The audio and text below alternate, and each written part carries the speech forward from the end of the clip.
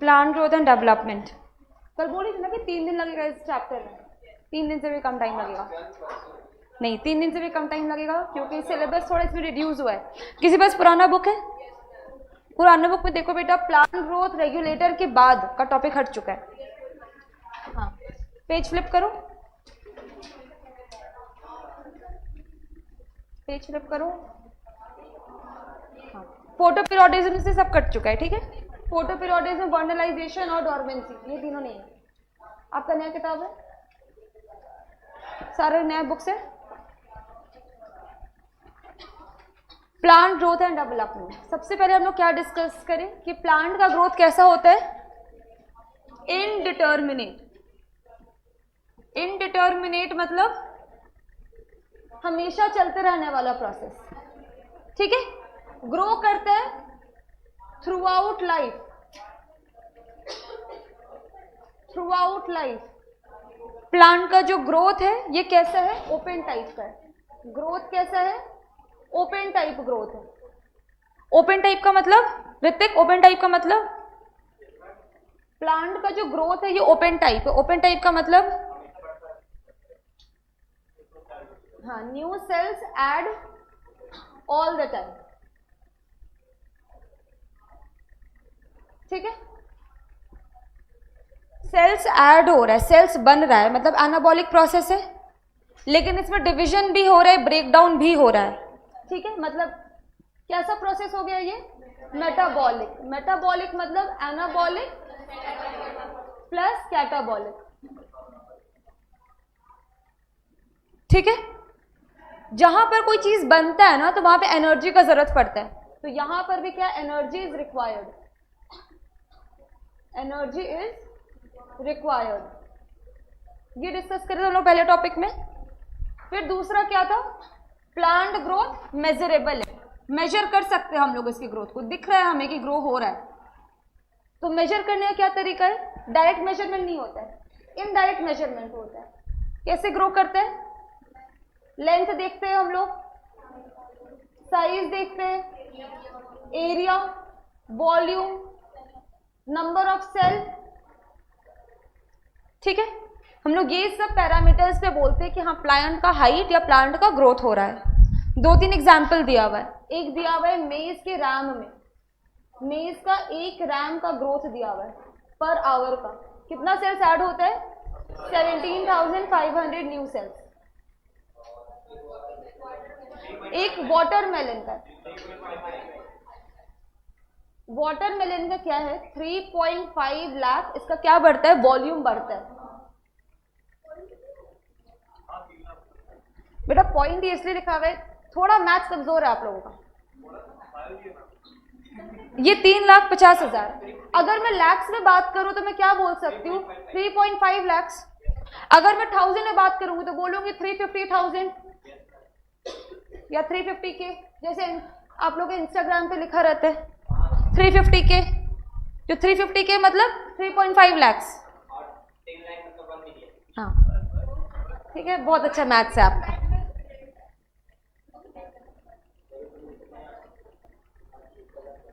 Watermelon का क्या growth है? इसका वॉल्यूम बढ़ता है 3.5 लाख से, ठीक है। इसके बाद एक दिया हुआ था हम लोग का पॉलन ग्रेन का जब ट्यूब का फॉर्मेशन होता है, मतलब पॉलन ट्यूब का फॉर्मेशन।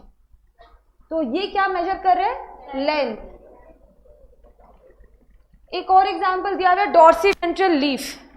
लीफ में क्या हम लोग देखते हैं?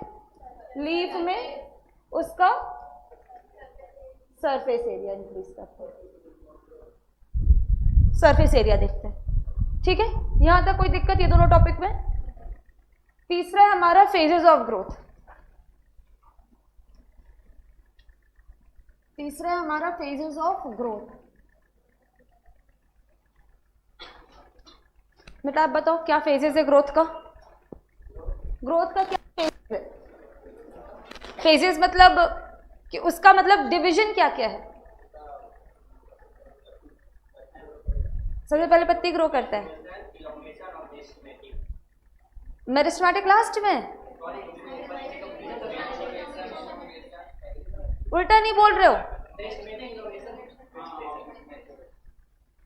मेरिस्टेमेटिक,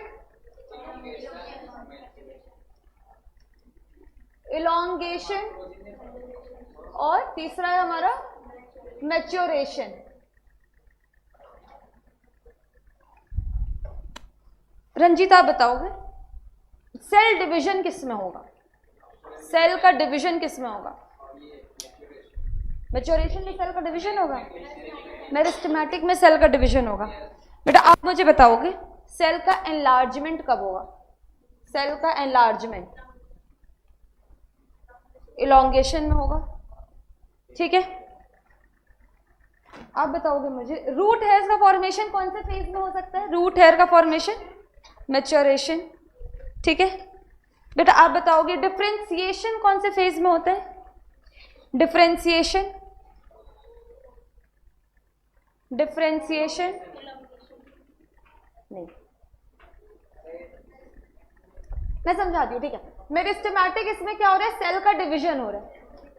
सेल क्या कर रहा है? लगातार ऐड होते जा रहा है। सेल डिवाइड कर, और क्या हो रहा है? सेल ऐड होते जा रहा है। तो जब सेल डिवाइड करता है ना बेटा, तो हम लोग सेल साइकिल पढ़ कर क्या है, तो हमें पता है कि पहले सेल खुद को प्रिपेयर करेगा डिवीजन के लिए, है ना। मतलब अपना प्रोटोप्लाज्म का कंटेंट बढ़ाएगा, प्रोटोप्लाज्म में डेंसली प्रेजेंट होगा, इसमें प्रोटोप्लाज्म का कंटेंट क्या करेगा? बढ़ाएगा। न्यूक्लियस इसमें क्लियरली विजिबल होगा। न्यूक्लियस कैसा है?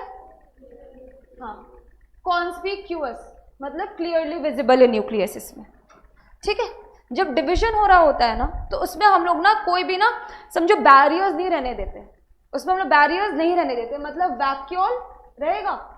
वैक्यूल नहीं रहेगा। डिवीजन कर रहा है, बस सेल खुद को डिवाइड कर रहा है। सेल डिवीजन हो रहा है मतलब प्रोटोप्लाज्म डेंसली है, न्यूक्लियस कॉन्स्पिक्यूअस है मतलब विजिबल है क्लियरली, वैक्यूल्स नहीं है। और एक सेल का दूसरे सेल से कनेक्शन बहुत स्ट्रांग है। एक सेल दूसरे सेल से कैसे कनेक्ट होता है? कनेक्शन का नाम जो साइटोप्लाज्मिक कनेक्शन, साइटोप्लाज्मिक ब्रिज जिसको बोलते हैं, प्लाज्मोडेस्माटा। मतलब इसमें प्लाज्मोडेस्माटा का कनेक्शन बहुत ज्यादा होगा, ठीक है। प्लाज्मोडेस्माटा का कनेक्शन बहुत ज्यादा होगा। और सेल का फॉर्मेशन हो रहा है ना, तो इसमें सेल वॉल भी बनेगा। तो जो सेल वॉल इसमें बनता है वो क्या होता है? प्राइमरी होता है। प्राइमरी होता है और वो सेल्यूलोज का बना हुआ होता है, थिन होता है और इलास्टिक होता है। क्लियर है? कोई दिक्कत ये सारे पॉइंट्स में? फिर हम लोग आते हैं इलॉन्गेशन फेज पे। इलॉन्गेशन फेज पे क्या हो गया? ये जो सेल बना, सेल डिवाइड करके क्या हो गया? न्यू सेल का फॉर्मेशन। न्यू सेल का फॉर्मेशन करा नहीं, बस डिवाइड करा। मेरिस्टेमेटिक में क्या हो रहा है? डिवाइड करा। हम लोग रूट में पढ़े हैं बेटा कि मेरिस्टेमेटिक जोन बस 1 या 2 मिलीमीटर का होता है। वो डिवाइड करके तुरंत अपने सेल्स को बना करके सेल्स को किसमें भेज दे रहा है? इलॉन्गेशन में भेज रहा है, और वहां पे साइज बढ़ रहा है, ठीक है। ये बस इसका काम डिवाइड करने का। इलॉन्गेशन में साइज बढ़ रहा है। तो इलॉन्गेशन में क्या हो रहा है? सेल का एनलार्जमेंट। इलॉन्गेशन में क्या होगा? सेल का एनलार्जमेंट। तो सेल को एनलार्ज करने के लिए बीच में एक खाली स्पेस भी भर सकता है ना। मतलब वैक्यूलाइजेशन स्टार्ट हो जाता है, वैक्यूलाइजेशन स्टार्ट हो जाता है, या वैक्यूल फॉर्मेशन स्टार्ट हो जाता है, ठीक है। यहाँ पे प्राइमरी वॉल था हमारा, प्राइमरी सेल वॉल। ये भी हमारा क्या होने लगता है? सेकेंडरी वॉल का फॉर्मेशन होने लगता है। सेकेंडरी वॉल का क्या होने लगता है? फॉर्मेशन होने लगता है। कोई दिक्कत इसमें? फिर आते हैं हम लोग मैच्योरेशन पे। मैच्योरेशन में क्या हो रहा है? सेल मैच्योर कर रहे हैं, मतलब अब इसमें प्रॉपर हमें एपिडर्मिस दिखेगा, एंडोडर्मिस दिखेगा, फिर जाइलम फ्लोएम दिखेगा। तो ये सब किस में दिखने वाला है? मैच्योरेशन जोन में, ठीक है। ये हम लोग थोड़ा मॉर्फोलॉजी में पढ़कर आए थे कि जाइलम फ्लोएम कहाँ पे दिखता है? वैस्कुलर बंडल्स, मैच्योरेशन में। मतलब मैच्योरेशन में हमारा डिफ्रेंसिएशन होता है।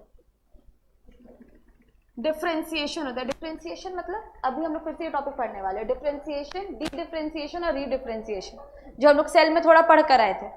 तो डिफ्रेंसिएशन में क्या होता है?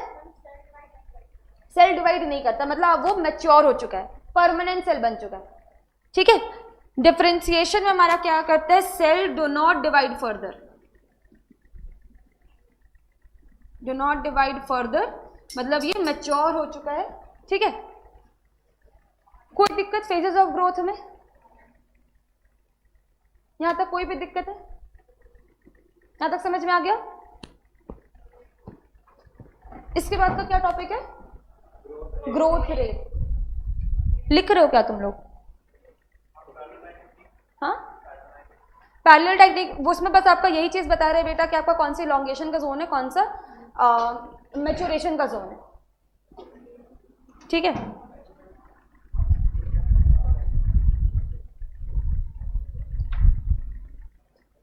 बेटा लिख लेते इससे अच्छा, लिखोगे उसको बाद में, वो एग्जाम के बाद खाली डिलीट होने वाला होता है फोटो एक बार में, 100 फोटोज डिलीटेड, कभी कभी पढ़ लेते हो, ठीक है। नेक्स्ट टॉपिक क्या है, ग्रोथ रेट।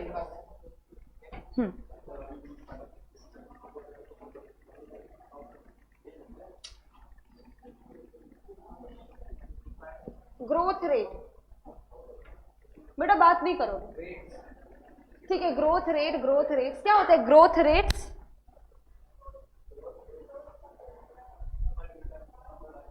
रेट को अगर हम लोग स्पीड बोलते, चलो अगर रेट को हम लोग स्पीड से डिनोट करते तो फिर अब क्या बोलोगे, स्पीड मतलब डिस्टेंस अपॉन टाइम, ये तो पता है। तो मतलब ग्रोथ रेट का मतलब है ग्रोथ पर यूनिट टाइम।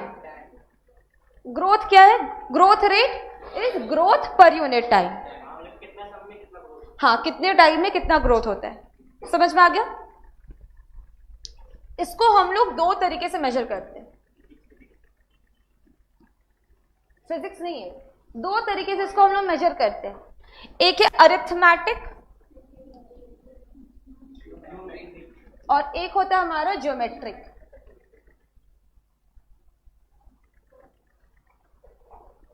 एक होता है अरिथमेटिक, एक होता है ज्योमेट्रिक।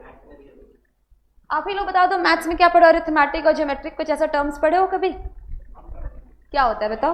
आपका क्या पीसीबीएम है,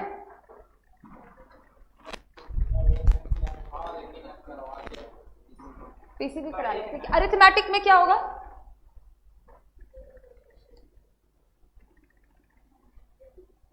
अरिथमेटिक में क्या होगा,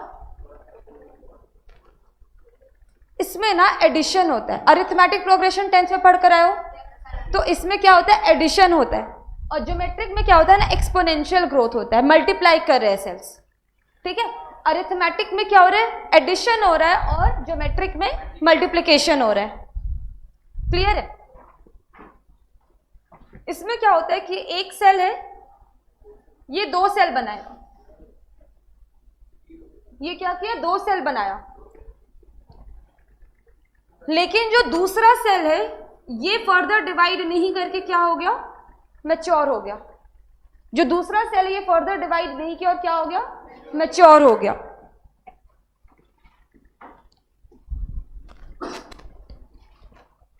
तो एक माइटोसिस से कितना सेल बना, दो सेल बना, जिसमें से सिर्फ एक डॉटर सेल ही फर्दर डिवाइड करेगी और दूसरी डॉटर सेल मैच्योर होगी।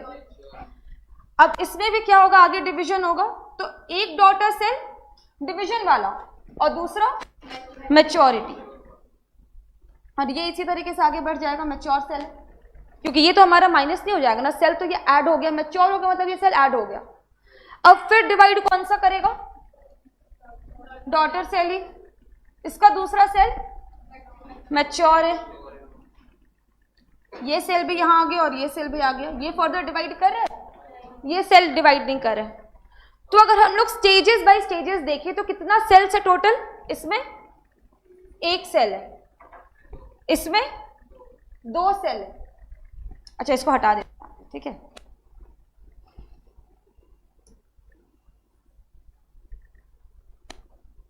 ठीक है, यहां इस फेज में कितना सेल है, दो सेल है, मैच्योर सेल है लेकिन वो सेल बन चुका है, ठीक है।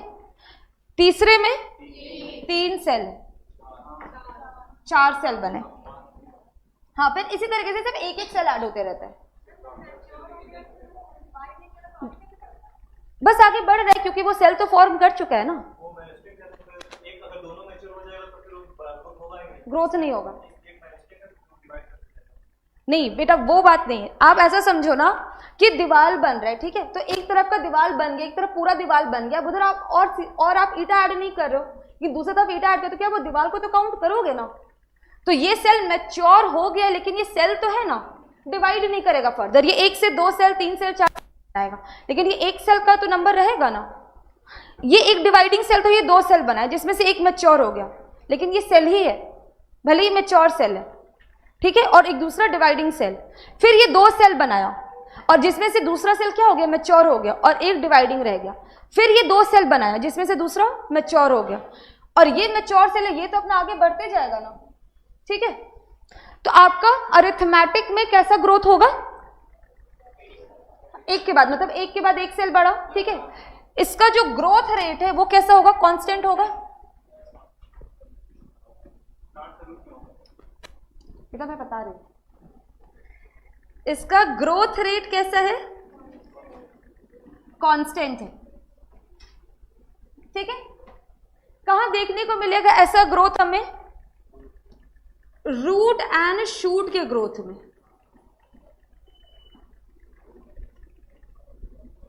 रूट एंड शूट हमारा किस तरीके से बढ़ता है, अरिथमेटिकली बढ़ता है, क्लियर है। इसमें एक ग्राफ भी बनता है, तो इसका जो हमारा ग्राफ बनता है वो कैसा बनेगा, लीनियर कर्व का ग्राफ बनेगा। हमारा ग्राफ कैसा बनेगा, लीनियर कर्व का ग्राफ। इसका ये मतलब है कि मान लो कि 5 मिनट में एक सेल का फॉर्मेशन हुआ, तो अगले 5 मिनट में फिर एक सेल का फॉर्मेशन होगा, फिर 5 मिनट में एक सेल का फॉर्मेशन होगा। मतलब जितना टाइम बढ़ेगा उतना ही हमारा क्या होगा, सेल बढ़ेगा। तो इसका ग्राफ कैसा है, लीनियर।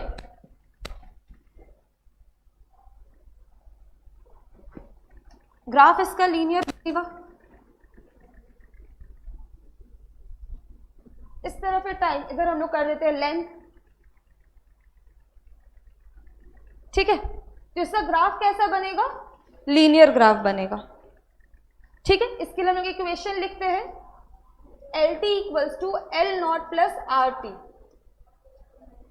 इसका क्या मतलब है, LT मतलब final length in time t, तो initial length plus rate into time, ठीक है। तो ये इसका इक्वेशन आप फिजिक्स में समझो। देखो LT मतलब फाइनल रेट, फाइनल आपका जो लेंथ हुआ, फाइनल लेंथ, ये आपका क्या है, LT वाला पॉइंट है। यहाँ नहीं, ये बढ़ते रहेगा बेटा, आप लोग जिसको कैलकुलेट करो ना, बस हम लोग उसका बात कर रहे हैं। LT क्या है, फाइनल लेंथ, और ये क्या है, इनिशियल लेंथ। इसके आगे बढ़ेगा लेकिन हम लोग टाइम t में मेजर कर रहे हैं, ठीक है। ये फाइनल लेंथ मतलब टाइम t के बाद ये हमारा ये लेंथ ऑब्जर्व हुआ, तो ये हमारा हो गया फाइनल लेंथ, ये हो गया इनिशियल लेंथ। और कितना का ग्रोथ हुआ, तो रेट इनटू टाइम, डिस्टेंस क्या होगा, स्पीड इनटू टाइम, तो वही, तो हमारा कितना ग्रो करा, तो वो हो गया रेट इनटू टाइम। समझ में आ गया।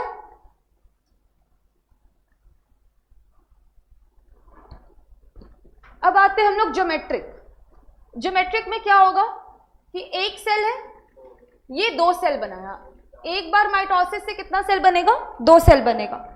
अब दोनों सेल में माइटोसिस होगा, फिर अब ये कितना सेल बनाया, 2 सेल ये बनाया, 2 सेल ये बनाया, 4 सेल बना। फिर नेक्स्ट स्टेज में कितना सेल बनेगा, 8 सेल बनेगा। सारा सेल 2-2 सेल बना सकता है, क्लियर है। चलो अब उससे आगे नहीं बना रहे। यहां पर हमारा कितना का ग्रोथ हुआ है, यहाँ पे 1 सेल है, फिर 2 सेल है, फिर 4 सेल है, फिर 8 सेल है, ठीक है। कितना सेल्स ऐड होते गया, कुछ भी लोग बोल रहे हो, मैं वही लिख भी दे रही हूँ। यहाँ पे 1 सेल ऐड हुआ बेटा, यहाँ पे 2 सेल ऐड हुआ, यहाँ पे 4 सेल ऐड हुआ, ठीक है। यहाँ पे जो ग्रोथ रेट था वो कैसा था, कांस्टेंट था। यहाँ पे ग्रोथ रेट हमारा हो जाएगा, हमारा एक्सपोनेंशियल। ग्रोथ रेट कैसा हो जाएगा, एक्सपोनेंशियल। ग्रोथ कर्व कैसा हो जाएगा, तो इसको हम लोग बोलते हैं सिग्मोइड कर्व, सिग्मोइड कर्व या फिर एस शेप। ठीक है, ग्रोथ कर्व कैसा बनेगा, एस शेप। इसका ग्राफ बनाते हैं हम लोग।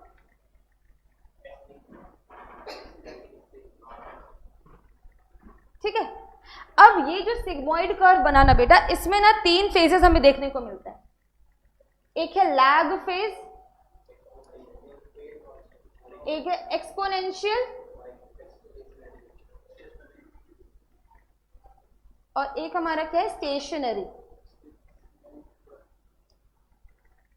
एक है लैग फेज, एक है एक्सपोनेंशियल फेज, और तीसरा क्या है हमारा, स्टेशनरी फेज। क्लियर है? इसको एक्सप्लेन करते हैं कैसे होता है। जैसे आप लोग एक प्लांट लगाए, ठीक है, आप लोग कहीं से प्लांट उठा करके अपने घर पे प्लांट लगाए, क्या प्लांट लगाते साथ ही उसमें ग्रो दिखने लगता है? कैसा होता है? पहले तो 2-3 दिन तक हमें ये समझने में टाइम लगता है कि प्लांट उस सॉइल में एडजस्ट किया कि नहीं। ठीक है, तो हम लोग स्टार्टिंग का 2-3 दिन क्या समझते हैं कि प्लांट उस सॉइल में, उस एनवायरनमेंट में एडजस्ट किया कि नहीं। तो स्टार्टिंग में ग्रोथ कैसा होगा, देखो वो प्लांट आप लोग लगाए तो प्लांट मरा नहीं है, वो प्लांट क्या कर रहा है, खुद को एडजस्ट कर रहा है और धीरे धीरे अपना डिवीजन कर अपना ग्रोथ कर रहा है। ठीक है, तो स्टार्टिंग का जो ग्रोथ होगा वो क्या होगा, स्लो ग्रोथ होगा, जब वो खुद को क्या कर रहा है, उस एनवायरनमेंट में, उस क्लाइमेट में, उस सॉइल में खुद को क्या कर रहा है, एडजस्ट कर रहा है। तो इसको हम लोग बोलेंगे लैग फेज, इसमें स्लो ग्रोथ दिखेगा। एक बार वो एडजस्ट कर गया, उसके बाद फिर तेजी से ग्रो करेगा, जिसको हम लोग बोलेंगे एक्सपोनेंशियल फेज। ठीक है, लेकिन एक्सपोनेंशियल फेज भी बेटा अनलिमिटेड वो ग्रो नहीं करते, ये नहीं प्लांट ग्रो करना शुरू किया तो बादल छूने लगा। ठीक है, एक टाइम के बाद उसका ग्रोथ वापस से स्लो होता है। क्यों स्लो होगा उसका ग्रोथ? क्योंकि जो रिसोर्सेस है, रिसोर्सेस क्या होते हैं, रिसोर्सेस लिमिटेड होते हैं, रिसोर्सेस लिमिटेड होते हैं, इसीलिए एक टाइम के आने के बाद फेज कैसा हो जाता है, स्टेशनरी। स्टेशनरी मतलब कांस्टेंट, फिर वो अपना धीरे धीरे ग्रो कर रहा है। समझ में आया? तो शुरू में क्या होता है, स्लो ग्रोथ होता है, क्योंकि वो खुद को एडजस्ट कर रहा है उस एनवायरनमेंट में। एक बार ये एडजस्ट कर लिया फिर फास्ट ग्रोथ करेगा, और चूंकि रिसोर्सेज हमारे लिमिटेड है तो वापस से ग्रोथ रेट कैसा हो जाएगा, कांस्टेंट हो जाएगा।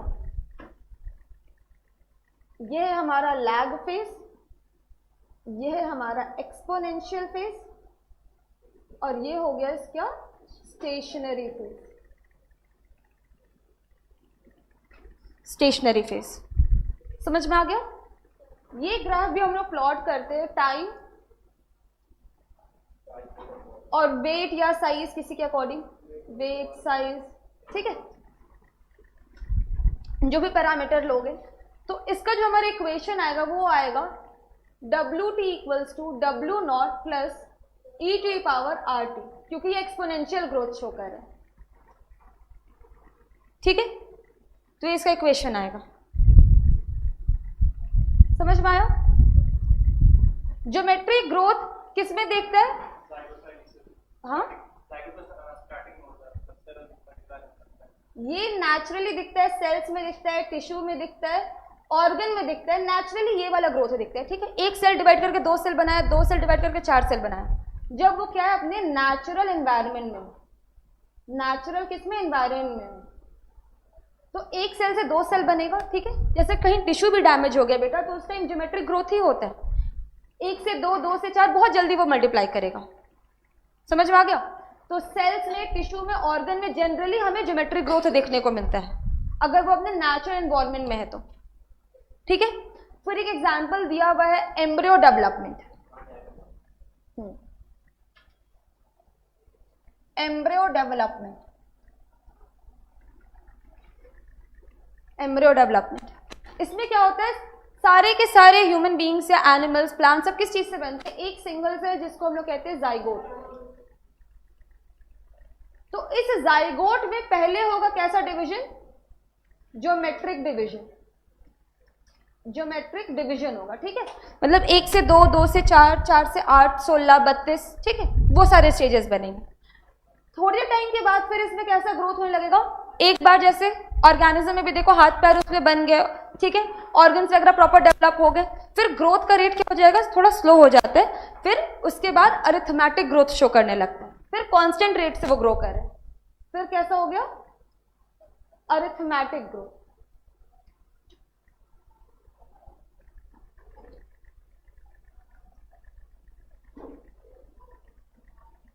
एम्ब्रियो डेवलपमेंट में पहले ज्योमेट्रिक ग्रोथ रहता है और इसके बाद फिर अरिथमेटिक ग्रोथ। एक बार आप लोग अपने बुक वाला डायग्राम देखो, ये नहीं, इसके पहले ये तीनों। पहला दिया हुआ है आपका अरिथमेटिक ग्रोथ का, दूसरा दिया हुआ है ज्योमेट्रिक, और जो तीसरा वाला जो सर्कल सर्कल करके एग्जांपल दिया हुआ है ना, वो जाइगोट का एम्ब्रियो डेवलपमेंट दिया हुआ है।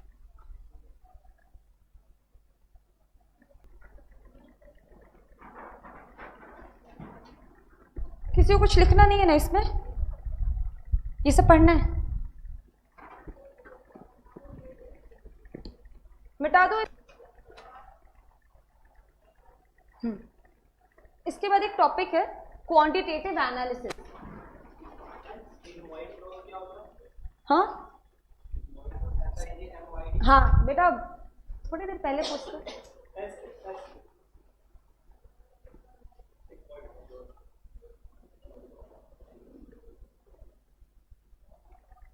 ये सिग्मॉइड कर्व बनाना, मतलब एक्सपोनेंशियल ग्रोथ को हम लोग सिग्मॉइड ग्रोथ भी बोल सकते हैं। ये कर्व बना, इसको सिग्मॉइड कहते हैं। सिग्मॉइड ग्रोथ मतलब पहले आपका स्लो ग्रोथ, फिर फास्ट ग्रोथ, फिर कांस्टेंट रेट से ग्रोथ हो रहा है। इसी को सिग्मॉइड कर्व, और इसको आप सिग्मॉइड ग्रोथ भी बोल सकते हो, या एक्सपोनेंशियल ग्रोथ, दोनों सेम है। क्लियर है?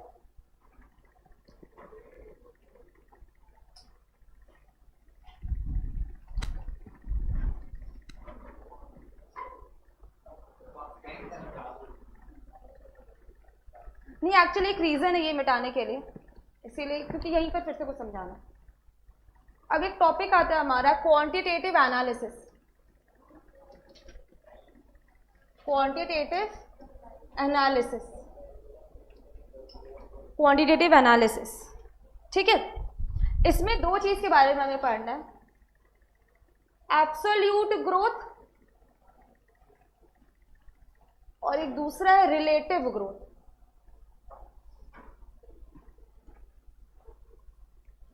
एक है एब्सोल्यूट ग्रोथ और दूसरा क्या है? Relative growth. एक केस लेकर के देखते हैं, केस 1, ठीक है। मान लो कि आपका सैलरी 100 रुपये, ठीक है। मान लो आपका सैलरी कितना है? 100 रुपये, और सैलरी बढ़कर हो गया 200 रुपये। अभी तो 0 पर हो ना, तो ये बस इमेजिन करो, अब दिन का करो कि 1 घंटे का करो, इमेजिन कुछ भी कर सकते हो। मान लो आपको 1 घंटे का सैलरी है, ठीक है। चलो 1 सेकेंड का सैलरी है, बैठे बैठे आप लोगों को पैसे मिल रहे हैं, चलो ठीक है। आपका क्या है, केस 1 में आपका सैलरी 100 रुपीज था, जो बढ़ करके कितना हो गया? 200 रुपया हो गया, ठीक है। तो एब्सोल्यूट इंक्रीज कितना होगा, कितना बढ़ रहा है आपका? तो ये हो जाएगा फाइनल माइनस इनिशियल, कितना हो गया? 100 रुपीज का आपका ये हो गया इंक्रीज। केस 2 लेते हैं, इसमें आपका सैलरी है 5000 रुपये, ठीक है, और ये बढ़ के हो गया 5100। ये भी इसमें इनिशियल और ये फाइनल, तो एब्सोल्यूट कितना हो जाएगा? Final minus initial 100। क्या दोनों लोग इक्वल खुश होंगे? सोचो, दोनों का तो 100 रुपया बढ़ गया, ये खुश होगा और ये दुखी होगा। क्या रीजन है? क्योंकि अगर इनका हम रिलेटिव ग्रोथ देखें ना, तो ये बहुत कम है, इसका 10,000 होना चाहिए। वो काम अच्छा नहीं किया बेटा, इसलिए उसका ग्रोथ उतना नहीं हुआ। अब ठीक है, अब इसी में हम लोग देखते हैं रिलेटिव ग्रोथ। रिलेटिव ग्रोथ देखते हैं, ठीक है। जैसे हम लोग प्रॉफिट लॉस निकालते हैं, कैसे निकालते हैं? जो बाद का है minus initial upon initial into 100। Clear है? इसमें कैलकुलेट करो, फाइनल कितना है? 200, इनिशियल 100 और इनिशियल 100 इंटू 100। कितना परसेंटेज का इंक्रीज हुआ इसका? 100% का इंक्रीज हुआ। इधर देख लो क्या होगा रिलेटिव, इधर रिलेटिव कितना होगा?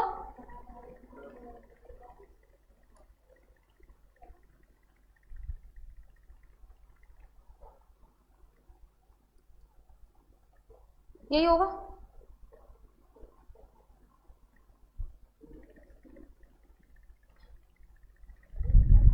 अगर एब्सोल्यूट ग्रोथ देख रहे हैं तो दोनों का एब्सोल्यूट ग्रोथ सेम आ रहा है, लेकिन रिलेटिव ग्रोथ में ये 100% इंक्रीज कर रहा है और ये सिर्फ 2% इंक्रीज कर रहा है।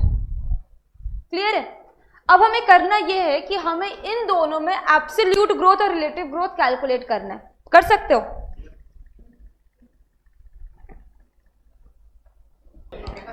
बेटा फोटोसिंथेसिस का मैं टाइप होने दे दूं, वो आप लोग को मिल जाएगा, ठीक है? पहले ये वाला टाइप हो गया इसलिए ये पहले मिल गया, वो भी मिल जाएगा बेटा, डीपी पे मिलेगा। ये कैलकुलेट करें आप लोग। अच्छा, इस कैलकुलेशन पे इतना डिस्कशन हो रहा है, हो गया? क्या हो रहा है दोनों में, क्या वैल्यू आएगा आप लोगों को? बस मुझे रिलेशन बताओ।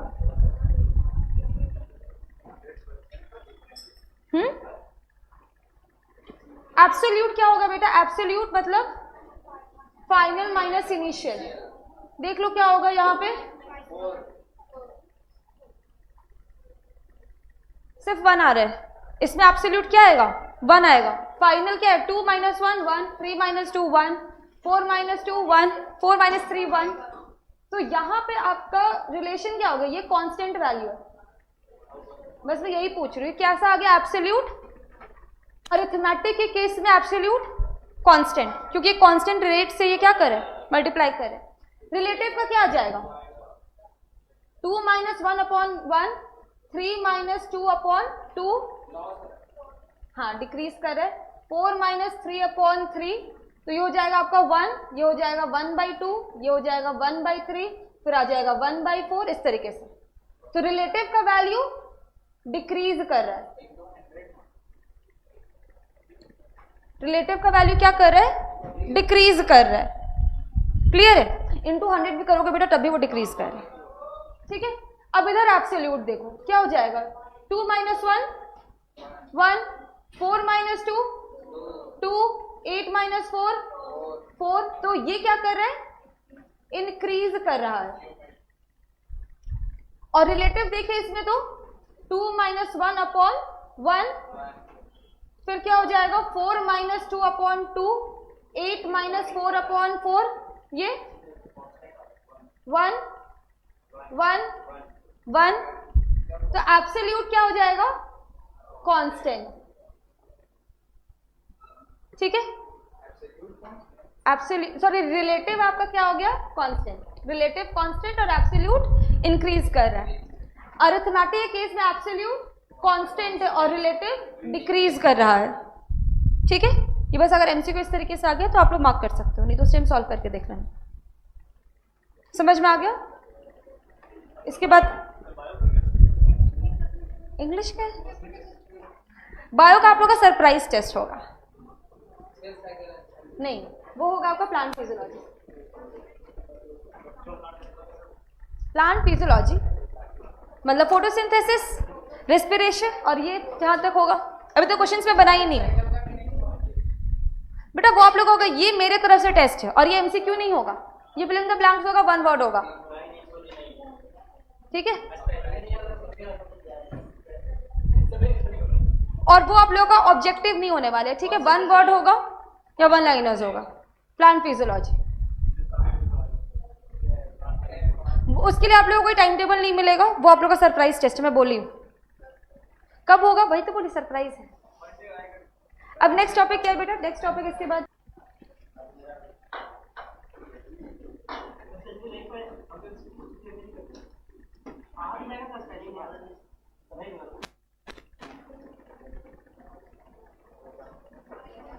थोड़ा आप लोग फोटोसिंथेसिस याद करो। फोटोसिंथेसिस के जो फैक्टर्स इफेक्टिंग थे, क्या क्या पढ़े थे उसमें हम लोग? क्या क्या फैक्टर्स इफेक्टिंग थे? कुछ इंटरनल एक्सटर्नल था, लाइट टेम्परेचर, पीएच, वाटर भी था, ऑक्सीजन, न्यूट्रिशन, ये वैसे इसमें उधर नहीं था, ठीक है? तो कंडीशंस फॉर ग्रोथ में हमारे कुछ एक्सट्रिंसिक फैक्टर्स है और इंट्रिंसिक फैक्टर। कुछ एक्सट्रिंसिक फैक्टर है और कुछ इंट्रिंसिक फैक्टर, ठीक है? एक्सट्रिंसिक मतलब एक्सटर्नल फैक्टर्स, बेटा फोटोसिंथेसिस ज्यादा होगा मतलब ग्रोथ भी ज्यादा होगा, ये तो समझ में आ रहा है ना, ये डायरेक्ट रिलेशन होगा, तो इसीलिए थोड़ा बहुत सिमिलैरिटी हो जाएगा दोनों में। क्लियर है? एक्सट्रिंसिक फैक्टर्स क्या क्या हो सकता है हमारा? वाटर पे डिपेंड करेगा, सनलाइट पे डिपेंड करेगा, लाइट पे डिपेंड करेगा, ऑक्सीजन पे डिपेंड करेगा, न्यूट्रिएंट पे डिपेंड करेगा, थोड़ा ग्रेविटी पे डिपेंड करता है, ग्रोथ और ग्रेविटी पे डिपेंड कर सकता है। ठीक है, अब सब में देखते हैं क्या, टेम्परेचर पे डिपेंड करता है, टेम्परेचर पे डिपेंड करता है, ये सब तो पता है। पानी पे डिपेंड कर सकता है, लाइट पे डिपेंड कर सकता है, ऑक्सीजन पे, न्यूट्रिएंट पे, ग्रेविटी पे, टेम्परेचर पे। ठीक है, वाटर पे कैसे डिपेंड करेगा? मान लीजिए उसको जाके डेजर्ट में लगा दें, ठीक है बेटा, आप ये नोटिस करोगे जो डेजर्ट के प्लांट्स होते हैं ना, वो बहुत आपके बड़े साइज के नहीं होते, डेजर्ट प्लांट्स छोटे साइज के होते हैं, कैक्टस वगैरह। ठीक है, तो मतलब इसमें सेल का इलोंगेशन में मदद करता है। किसमें मदद करता है? ये सेल के इलोंगेशन में मदद करता है। ठीक है, इसके बाद हमारे सेल में बेटा प्रोटोप्लाज्म में ना 90 to 95% क्या होता है? पानी होता है। तो वो एक सेल को एक प्रॉपर शेप देता है। पानी क्या कर सकता है? सेल को एक शेप दे सकता है, मतलब टर्जिडिटी प्रोवाइड करता है। ठीक है, जितने भी एंजाइम्स है ना, उनका एक्टिविटी के लिए पानी चाहिए रहेगा। ठीक है, जो कोई भी एंजाइम उसकी एक्टिविटी के लिए क्या चाहिए? पानी चाहिए, मतलब ये एंजाइम एक्टिविटी।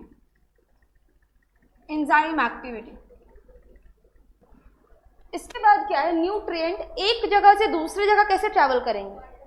पानी में डिसॉल्व होकर के, मतलब सॉल्यूट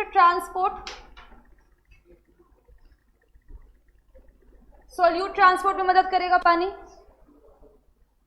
क्लियर है? कोई दिक्कत? फिर आते हैं लाइट पे कैसे डिपेंडेंट है? ग्रोथ। लाइट प्रॉपर मिलेगा तो फोटोसिंथेसिस होगा। बेटा हम लोग ग्रोथ के कंडीशंस को ग्रोथ के कंडीशंस को हम लोग एक्सप्लेन करें। ठीक है, तो लाइट अगर प्रॉपर मिल रही है, हम लोग बोलेंगे एक्सट्रिंसिक फैक्टर जिस पर डिपेंड करता है, तो लाइट किसके प्रोपोर्शनलिटी हो जाएगा? फोटोसिंथेसिस। तो अब आप ये बोल दो कि लाइट आप कम दे रहे हो तो फोटोसिंथेसिस कम होगा। क्लियर है? लाइट क्या कर सकता है? फोटोफॉस्फोराइलेशन में एनर्जी बन सकता है इसमें। तो आप लाइट कम दो तो आपका एनर्जी क्या होगा? कम बनेगा। क्लियर है? ये मैं बता रही हूँ डायरेक्ट रिलेशन। वाटर प्रेजेंट है तो सेल इलोंगेशन होगा, बोल दो पानी कम है तो सेल इलोंगेशन नहीं होगा, तो प्लांट का साइज छोटा रह जाएगा। वाटर नहीं है तो टर्जिडिटी नहीं होगा, एंजाइम का एक्टिविटी नहीं होगा ज्यादा बड़ा, क्योंकि वो उसका इंट्रिंसिक फैक्टर भी है। बेटा ये जबरदस्ती के क्वेश्चन है। हाँ, ये सब चैप्टर्स के पूरा प्लांट का हम लोग डिस्कस करें कि प्लांट के एक्सट्रिंसिक फैक्टर्स क्या है जिसपे उसका ग्रोथ डिपेंड करता है। ठीक है, तो ग्रोथ डायरेक्टली प्रोपोर्शनल फोटोसिंथेसिस से भी है कि फोटोसिंथेसिस अच्छे से होगा तभी ना ग्रोथ होगा, इसलिए ये थोड़ा लिंक करेगा ये दोनों चीज। और इंट्रिंसिक फैक्टर क्या होगा? जैसे आपका घास को आप कितना ही पानी दो, वो बरगद का पेड़ नहीं हो जाएगा, तो वही चीज है कि वो उसका इंट्रिंसिक फैक्टर है, वो उसका जेनेटिक मेकअप है। इंट्रिंसिक फैक्टर मतलब जेनेटिक मेकअप।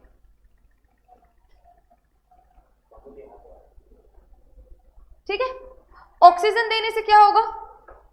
एरोबिक रेस्पिरेशन, और एरोबिक रेस्पिरेशन में मतलब एनर्जी ज्यादा मिलेगा।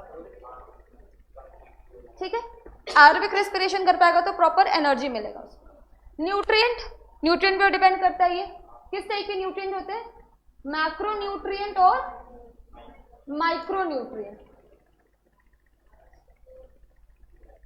माइक्रोन्यूट्रिएंट। ये भी इसको क्या प्रोवाइड कर सकता है? एनर्जी प्रोवाइड करेगा। न्यूट्रिएंट एनर्जी प्रोवाइड करेगा। क्लियर है? फिर ग्रेविटी ग्रोथ पे कैसे डिपेंडेंट है? ठीक है, अगर नेगेटिव है ग्रेविटी से ऑपोजिट तो क्या है? शूट का डायरेक्शन, और अगर ग्रेविटी के डायरेक्शन में है मतलब रूट का ग्रोथ या रूट का development.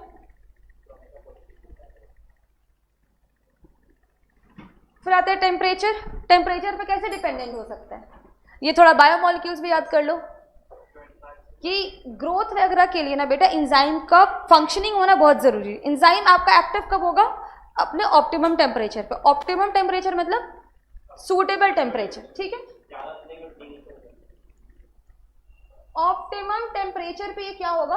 Best activity, best activity या बोले तो बेस्ट ग्रोथ, ठीक है। अगर टेम्परेचर इंक्रीज कर देते, टेम्परेचर इंक्रीज कर देते तो क्या इफेक्ट पड़ेगा? डीनेचर करेगा। और टेम्परेचर को हम लोग लो कर देंगे तो क्या होगा? एंजाइम्स क्या हो जाएंगे? इनएक्टिव।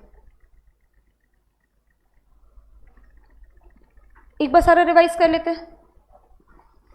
वाटर में क्या होगा? अगर पानी प्रॉपर उसको मिला तो सेल का एलोंगेशन होगा, ठीक है, टर्जिडिटी बढ़ेगा, एंजाइम का एक्टिविटी प्रॉपर होगा और सोल्यूट का ट्रांसपोर्ट होगा। लाइट से क्या कैसे डिपेंडेंट है? फोटोसिंथेसिस होगा और एनर्जी मिलेगा। फोटोसिंथेसिस हो रहा है मतलब एनर्जी मिल रहा है। ऑक्सीजन एरोबिक रेस्पिरेशन करेगा मतलब एनर्जी ज्यादा मिलेगी, ठीक है। अगर ऑक्सीजन कम प्रेजेंट है तो क्या प्लांट का ग्रोथ भी कम होगा क्योंकि उसको एनर्जी उतना नहीं मिल पा रहा है। न्यूट्रिएंट भी तो क्या करेगा? इनडायरेक्टली एनर्जी देगा। किस पे डिपेंड है? मैक्रो न्यूट्रिएंट और माइक्रो न्यूट्रिएंट। ये चैप्टर ना आपके सिलेबस से हट गया, मिनरल न्यूट्रिएंट्स, ठीक है, नहीं तो ये एक बहुत अच्छा बेस बन जाता उसका, ठीक है। जैसे मैग्नीशियम आयन, मैग्नीशियम आयन क्या है? क्लोरोफिल का एक मॉलिक्यूल है। मतलब मैग्नीशियम अगर आप लोग कम हो जाएगा प्लांट में तो क्या हो जाएगा? क्लोरोफिल का मॉलिक्यूल टूटने लगेगा, ठीक है। तो क्लोरोफिल का मॉलिक्यूल टूटने लगेगा मतलब प्लांट का ग्रोथ नहीं हो पाएगा क्योंकि फोटोसिंथेसिस रुकेगा।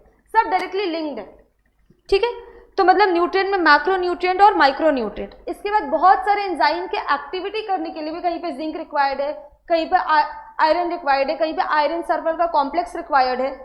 ये सब लोग पढ़ चुके हैं, सब लोग पढ़ लिए। कहीं पे जिंक रिक्वायर्ड है, देखे ना कहाँ पे जिंक रिक्वायर्ड था? फर्मेंटेशन में कहीं पे देखे थे जिंक एक जगह था और एक जगह हमारा क्या था? Magnesium ion. फिर हमारा जो ग्लाइकोलाइसिस था उसके फंक्शनिंग में बहुत जगह क्या है? मैग्नीशियम आयन रिक्वायर्ड है। क्रेब्स साइकिल चलने के लिए फेरस आयन चाहिए। ईटीएस चलने के लिए फेरस और सल्फर का कॉम्प्लेक्स चाहिए, एफएस कॉम्प्लेक्स चाहिए। मतलब हमें न्यूट्रिएंट्स चाहिए, माइक्रो न्यूट्रिएंट और मैक्रो न्यूट्रिएंट। क्लियर है? समझ में आ रहा है? इसके बाद ग्रेविटी, ग्रेविटी पे कैसे डिपेंडेंट है ग्रोथ? अगर नेगेटिव है ग्रेविटी से तो शूट का डेवलपमेंट, और अगर पॉजिटिव है ग्रेविटी से तो रूट का डेवलपमेंट। या इसका डायरेक्शन दिखा रहे हैं। टेम्परेचर, बेस्ट एक्टिविटी कब होगा? ऑप्टिमम टेम्परेचर, ठीक है। और टेम्परेचर अगर इंक्रीज कर दिए तो एंजाइम्स डीनेचर कर जाएंगे, ठीक है। और अगर टेम्परेचर लो कर दिए तो एंजाइम्स इनएक्टिव हो जाएंगे। कोई दिक्कत? और इंट्रिंसिक फैक्टर क्या होगा? जेनेटिक मेकअप, ठीक है। वो अपने जेनेटिक मेकअप पे डिपेंड करेगा कि प्लांट का ग्रोथ कैसा होगा। और एक्सट्रिंसिक फैक्टर्स ये सारे हो जाएंगे। कोई दिक्कत? ठीक है। इसके बाद भाई हमारा पुराना topic differentiation, D differentiation and re differentiation. Differentiation, D differentiation और तीसरा क्या है? री डिफरेंशिएशन।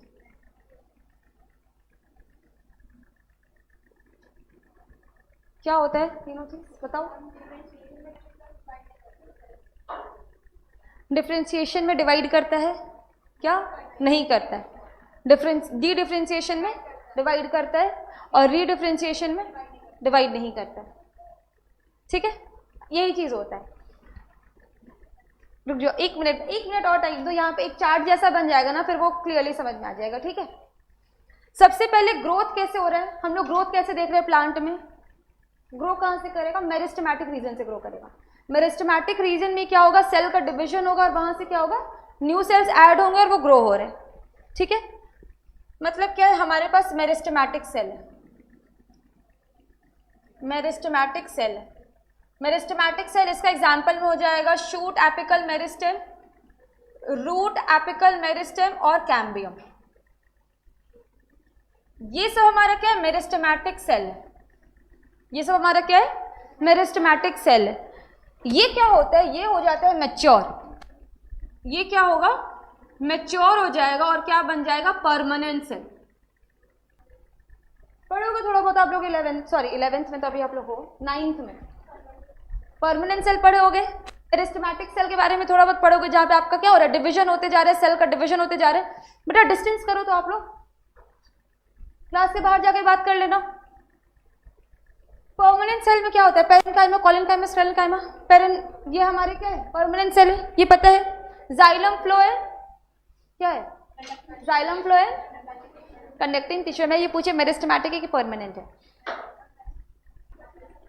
जाइलम और फ्लोएम क्या है, मेरिस्टेमेटिक सेल है कि परमानेंट सेल है? परमानेंट सेल है बेटा, बेटा वो परमानेंट सेल है। थोड़ा आप लोग कंफ्यूज हो रहे हो। देखो मेरिस्टेमेटिक सेल को नहीं पता है कि आगे चल के कौन सा सेल बनाने वाला है। जैसे अगर हम लोग ये रूट का एग्जांपल ले रहे हैं ना, तो रूट के टिप पर क्या प्रेजेंट है, रूट कैप के बाद मेरिस्टेमेटिक जोन, मेरिस्टेमेटिक जोन, ठीक है। और यहां कहीं पे हमारा मैच्योरेशन जोन है, मैच्योरेशन जोन है, और यहां पर ही आएगा हमारा जाइलम और फ्लोएम, ठीक है। तो मतलब मेरिस्टेमेटिक सेल को नहीं पता है कि वो आगे चल के कौन सा सेल बनाने वाला है, ठीक है। ये अपने मैच्योरेशन जोन पे आके वहां पे क्या होने लगता है, डिफरेंशिएट करने लगता है। ये पॉइंट लिखी हो एक बार फिर से, इसमें आओ। मैच्योरेशन में क्या होता है, डिफरेंशिएशन होता है। मतलब जो आपके इमैच्योर सेल है वो मैच्योर सेल या परमानेंट सेल बनने लगते हैं। डिफरेंशिएशन होता है, मतलब इसके बाद फर्दर डिवाइड वो नहीं करेगा। यहां पे ये परमानेंट सेल हो जाते हैं, परमानेंट सेल हो जाता है according to function, permanent cell हो जाता है अकॉर्डिंग टू फंक्शन। मैच्योरेशन में क्या हो रहा है, डिफरेंशिएशन हो रहा है, फर्दर डिवाइड ये नहीं करेगा, ये परमानेंट सेल बन रहा है, ठीक है। जैसे इस मैच्योरेशन जोन पे हम लोग आएंगे तो सबसे बाहर वाला लेयर हमारा क्या बनाएगा, एपिडर्मिस बनाएगा।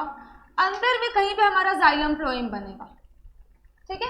मतलब on the basis of position, ठीक है, on the basis of function वो अपने आप को क्या करेगा, डिफरेंशिएट करेगा, मैच्योर करेगा। समझ में आया? फंक्शन, स्ट्रक्चर एंड लोकेशन, इसके बेसिस वो क्या करेगा, खुद को परमानेंट करेगा। जैसे हम लोग भी बेटा एक जाइगोट से बने, ठीक है, लेकिन कुछ सेल जाके ऑर्गन्स भी बनाए, कुछ सेल जाके हाथ पैर भी बनाए, कुछ सेल जाके ब्रेन भी बनाए, ठीक है। तो वो क्या था, मतलब हम लोग सब बने किससे, एक जाइगोट से बने। वो धीरे धीरे क्या हुआ, डिफरेंशिएशन करा, मतलब मैच्योरिटी आया किस पर, फंक्शन पे, स्ट्रक्चर पे और लोकेशन पे, ठीक है। मतलब जो ऊपर के सेल्स से यही हमारे मैच्योर होकर ब्रेन बनाया है, इधर हार्ट नहीं है किसी का। तो अपने लोकेशन के बेसिस पर, फंक्शन के बेसिस पर, स्ट्रक्चर के बेसिस पर क्या किए, परमानेंट हुए। मतलब जाइलम फ्लोएम कैसे है, परमानेंट है। मेरिस्टेमेटिक सेल को नहीं पता है कि वो क्या बनाने वाला है। जैसे रूट एपिकल मेरिस्टेम, इसका बस एक ही काम है। क्या काम है इन मेरिस्टेमेटिक सेल का, सेल को ऐड करना। वो सेल आगे जाके कौन सा फंक्शन करने वाला है ये मेरिस्टेमेटिक सेल को नहीं पता है। ये अपने लोकेशन पे जाके वो डिफरेंशिएट होने लगते हैं। समझ में आया, समझ में आया? मतलब डिफरेंशिएशन में क्या होगा, मेरिस्टेमेटिक सेल मैच्योर होते हैं और क्या बनते हैं, परमानेंट सेल।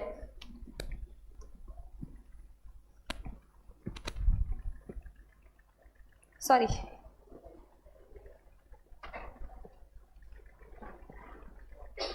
परमानेंट सेल बन के इसके एग्जांपल्स पेरेन्काइमा, पेरेन्काइमा हो सकता है ना, पर वो उसका फंक्शन हो गया, पेरेन्काइमा सेल्स बन गए, वो लिविंग नेचर का। स्पेरेन्काइमा सेल्स डेड नेचर का हो जाएगा पेरेन्काइमा।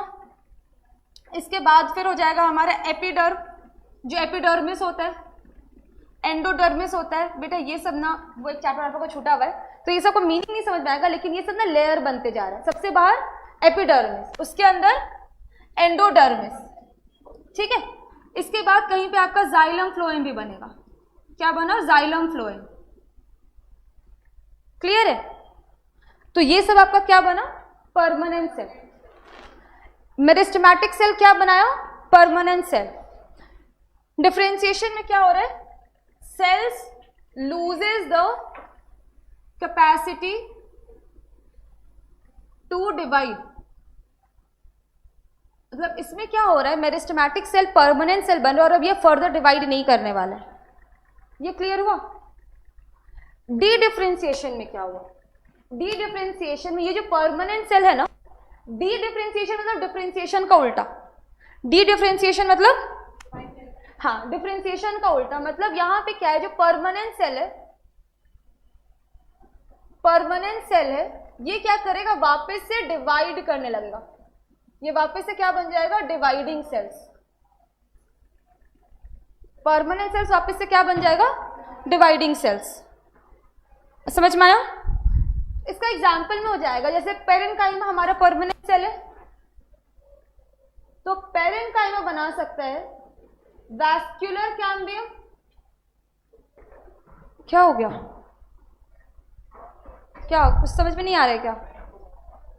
पेरेन्काइमा सेल्स क्या बनाया, वैस्कुलर कैम्बियम बनाया। पेरेन्काइमा सेल्स हमारा कॉर्क कैम्बियम भी बनाया, कॉर्क कैम्बियम भी बनाया। ठीक है, यहां पे एक और हम लोग लिख सकते हैं कॉर्टेक्स। ठीक है, डी डिफरेंशिएशन में क्या हुआ, regain the power of differentiation, sorry power of division, power of division. D differentiation में क्या हुआ, वापस से वो डिवाइडिंग सेल्स बन गया। पेरेन्काइमा हमारा कैसा सेल था, परमानेंट सेल था, ये कैसा बन गया, वापस से डिवाइडिंग। जैसे वैस्कुलर कैम्बियम, कॉर्क कैम्बियम, ये सब हमारा कैसा सेल्स है, डिवाइडिंग सेल्स है। ठीक है, ये वापस से क्या बना, डिवाइडिंग सेल्स।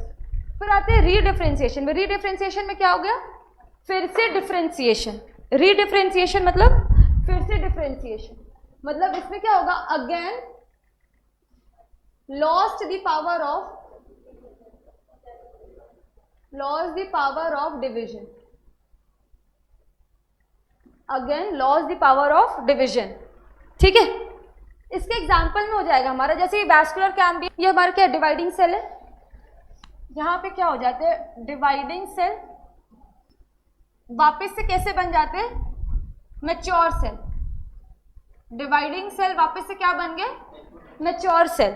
इसके एग्जाम्पल में क्या हो जाएगा, जैसे ये वैस्कुलर कैम्बियम, वैस्कुलर कैम्बियम बनाएगा हमारा जाइलम और फ्लोएम। वैस्कुलर कैम्बियम क्या बनाया, जाइलम और फ्लोएम। उसी तरीके से कॉर्क कैम्बियम,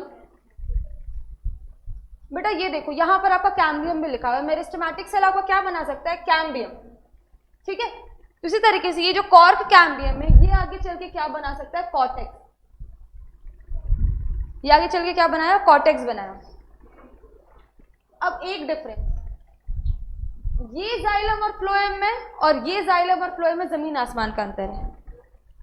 जो रीडिफरेंशिएशन से जाइलम फ्लोएम बना, इसको हम लोग बोलेंगे सेकेंडरी जाइलम और सेकेंडरी फ्लोएम।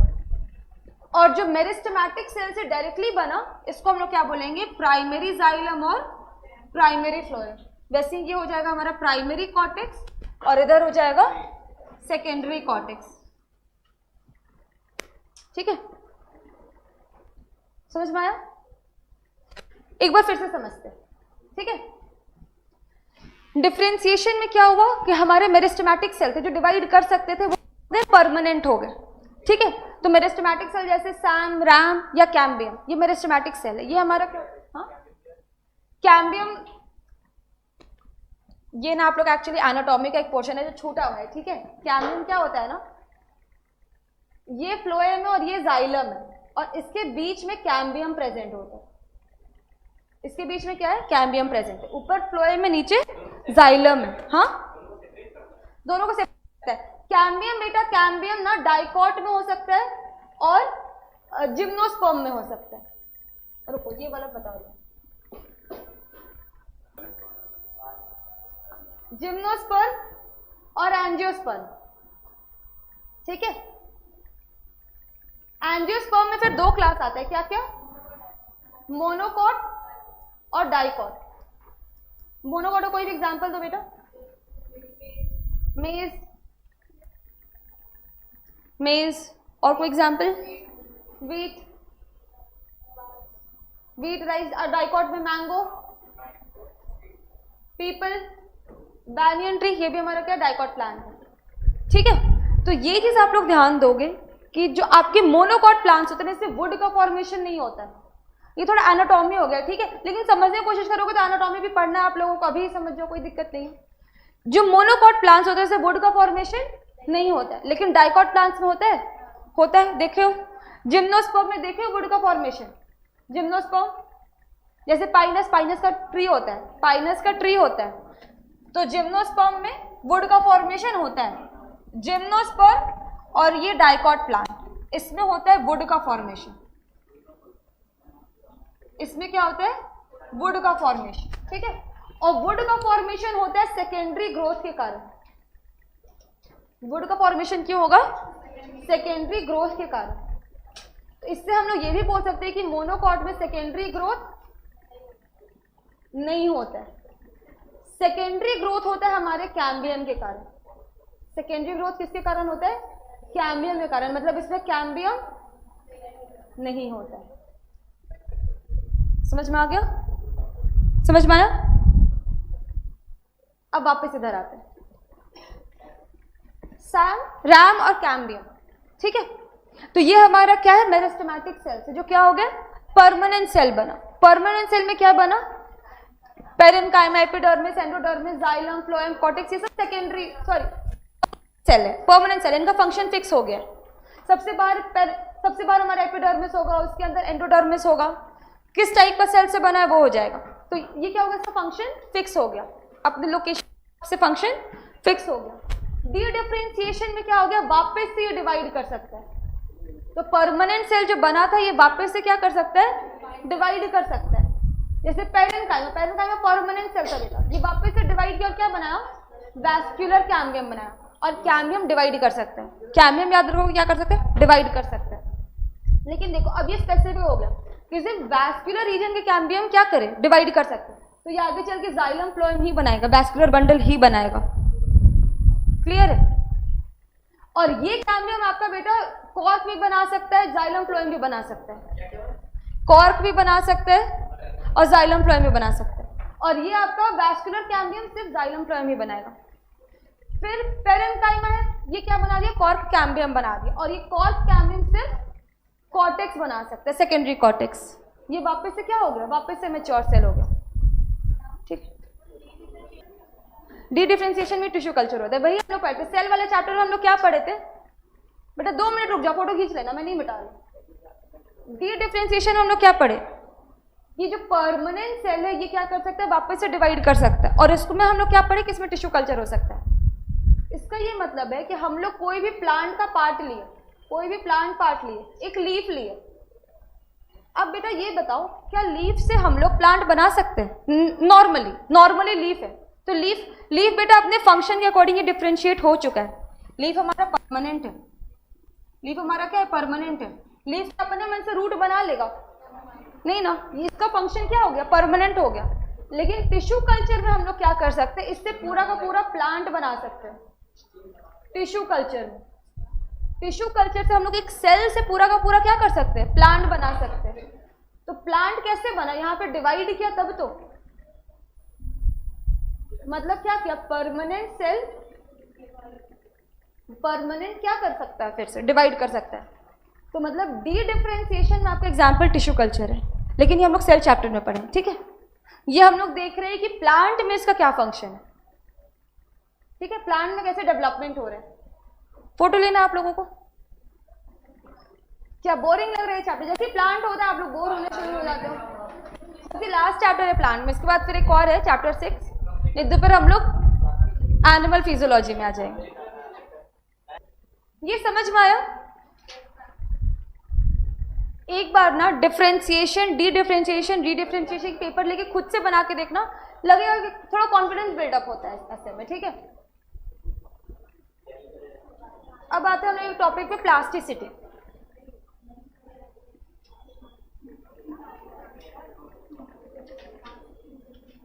अब एक टॉपिक पर हम लोग आ रहे हैं, प्लास्टिसिटी रिलेटेड नहीं। प्लास्टिसिटी पे आप फिजिक्स में ही पढ़े हो? क्या होता है प्लास्टिक नेचर? वैसे इधर फिजिक्स वाला कुछ भी नहीं है, चलो ठीक है, देखते हैं प्लास्टिसिटी क्या है। ये ना अपने फेजेस के बेसिस पर डिफरेंट टाइप ऑफ सेल्स बनाता है, डिफरेंट स्ट्रक्चर्स का फॉर्मेशन करता है। अपने फेजेस के बेसिस पे क्या कर सकता है, डिफरेंट स्ट्रक्चर्स का फॉर्मेशन करता है, या तो फेजेस या फिर एनवायरनमेंट के कारण, या तो फेजेस के कारण या फिर एनवायरनमेंट के कारण क्या कर सकता है, डिफरेंट स्ट्रक्चर्स का फॉर्मेशन, डिफरेंट स्ट्रक्चर्स का फॉर्मेशन। ठीक है, जैसे धनिया लगाए हो आप लोग, धनिया लगाए हो, कौन कौन लगाया धनिया, सारे कोई धनिया लगाए हो, कोरिएंडर, इसी धनिया लगाए हो, सब लोग लगाए हो ना, अच्छा छत पे लगाए हो, ठीक है। इसका ग्रोथ कैसे होता है, ग्रोथ देखो, सबसे पहले लीव्स किस तरीके के लीव्स आते हैं, सबसे पहले इस तरीके का लीफ आता है, ठीक है, सबसे पहले ऐसा लीफ आया, और इसके बाद का जो लीव्स होता है वो कैसा होता है, इस तरीके से लीफ हो जाता है, दूसरा लीफ ऐसा आएगा। क्लियर है? तो मतलब क्या है, एक ही प्लांट में दो तरीके का लीफ बना, एक ही प्लांट में क्या हुआ, दो तरीके का लीफ बना, किसके बेसिस पे, अपने फेजेस के बेसिस पे। हाँ, बहुत सारे प्लांट होते हैं बेटा, एक होता है जुवेनाइल फेज, एक होता है जुवेनाइल फेज, एक होता है बेटा जुवेनाइल फेज, और दूसरा हमारा क्या होता है, मैच्योर फेज या मैच्योरिटी फेज।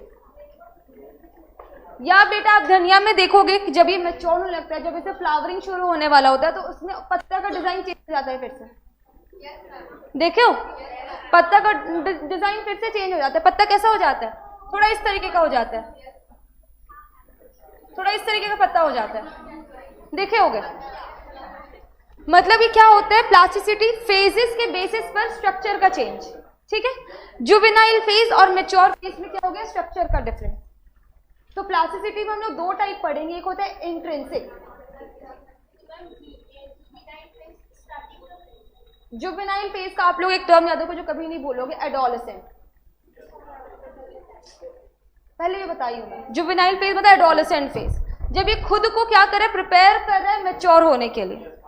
ठीक, हाँ, आप लोग अभी एडोलेसेंट फेज में हो, इसीलिए भी सब गलती माफ है। जुवेनाइल फेज क्या है, और इसीलिए जो बच्चे गलती करते हैं 18 साल से कम, तो उनके लिए जुवेनाइल कोट होता है।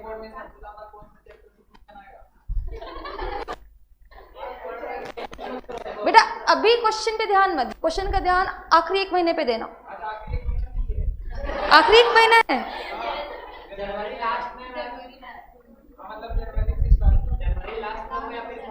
बेटा आ गया आप लोग का शेड्यूल आ गया है।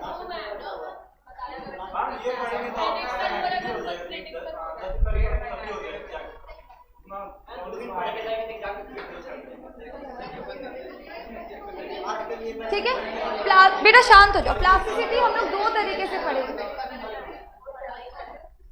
नहीं पढ़ना है बेटा, आप लोग कॉलेज एग्जाम में गेस्ट पेपर खरीद के पास कर सकते हो, ट्राई करके देख लो। वो सब मुझे नहीं पता मिलता है, क्योंकि मैं कभी ट्राई नहीं करी गेस्ट पेपर पढ़ के, तो फिर पढ़ लो, तो फिर मत देखो कौन से सिलेबस से ज्यादा क्वेश्चन आता है, कौन से पोर्शन ज्यादा आता है, अभी सारा पढ़ लो। हाँ एग्जैक्टली, अभी 11th में ज्यादा नंबर ला के भी क्या करो।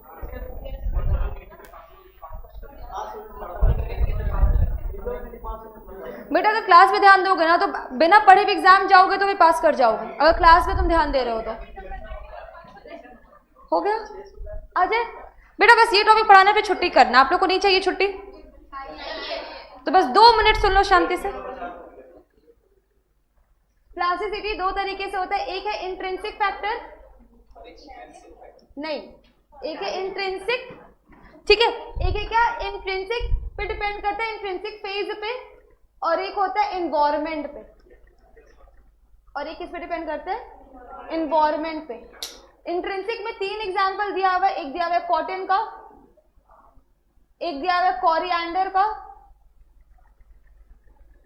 और एक दिया हुआ है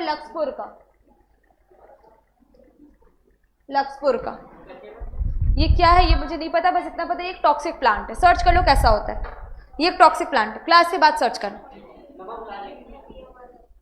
एनसीईआरटी में है बेटा, नाम है, ये तीनों नाम एनसीईआरटी में से, तीनों याद रखना है। फिर एक आता है हमारे इन्वायरमेंट के बेसिस पर, तो इसका एग्जाम्पल है बटर कप। इसका एग्जाम्पल क्या है? Butter cup. ठीक है, बटर कप के लीफ का डिजाइन दो तरीके से होता है, एक जब वो लैंड पर रहता है तब अलग होता है, और एक जब वो वाटर में रहता है तब अलग होता है। ठीक है, जब वो लैंड पे है ना तो इसका लीफ कुछ इस तरीके से, कुछ इस तरीके से लैंड पे बटर कप का, और जब वाटर में है तो वाटर में इसका लीफ का डिजाइन कुछ इस तरीके से हो जाता है।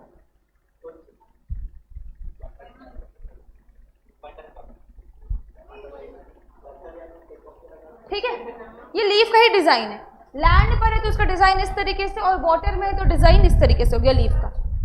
इन्वायरमेंट के बेसिस पर दो तरीके का लीफ बना, जब लैंड पे तो ये, और जब वाटर में तो इस तरीके का हो गया। ये वाला डायग्राम आपके एनसीईआरटी में दिया हुआ, एक बार देख लो खोल करके। दिया हुआ भाई, बटर कप वाला एग्जाम्पल दिया हुआ, बटर कप वाला एग्जाम्पल दिया हुआ है। ठीक है, इसका क्या फोटो खींच रहे हो, डायग्राम अच्छा थोड़ी बना है, कुछ भी फोटो खींचते हैं बेटा। 2 मिनट रुक जाओ। हाँ, इंट्रिंसिक फेज, ये मतलब ये इसका जेनेटिक है कि इसमें है ही कि पहला इसका इस तरीके का लीफ बनेगा, फिर इसमें इस तरीके का लीफ बनेगा। ये इन्वायरमेंट में नहीं, ऐसा नहीं कि पानी में लगाओगे तो कुछ और बनेगा और लैंड पे कुछ और।